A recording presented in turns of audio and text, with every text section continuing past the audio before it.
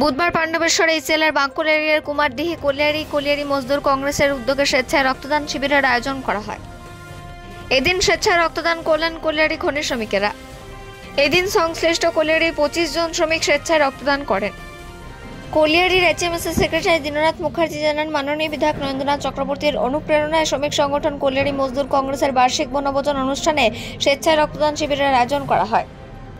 রাজ্যে রক্তের সংকট কিছুটা হলেও মেটাতে এই উদ্যোগ। সংগৃহীত রক্ত যাবে আসানসোল জেলা হাসপাতালে।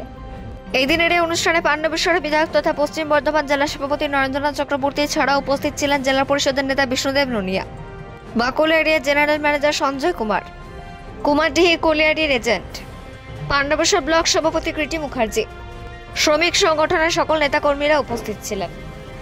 অন্ডাল থেকে অজিত মিশ্রা, রিপোর্ট নিউজে।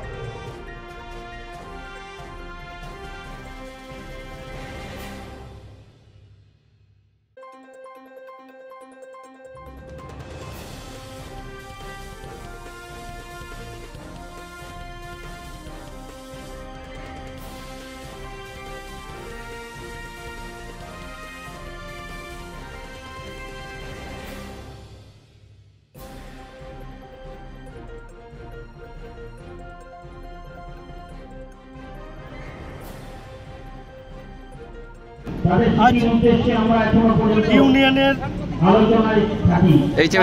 এইচএমএস ইউনিয়নের বার্ষিক বনভোজন, আর সেই বনভোজনে আমরা মাননীয় বিধায়ক জেলা সভাধিপতি মাননীয় নরেন্দ্রনাথ চক্রবর্তী মহাশয়কে আমরা বলি, তো উনি বলেন যে বনভোজনের সাথে তোরা একটা ব্লাড ডোনেশনের ক্যাম্প কর, আর যদি কোনো অসুবিধা যা হবে আমি আছি, তোরা ব্লাড ডোনেশন ক্যাম্পটা কর।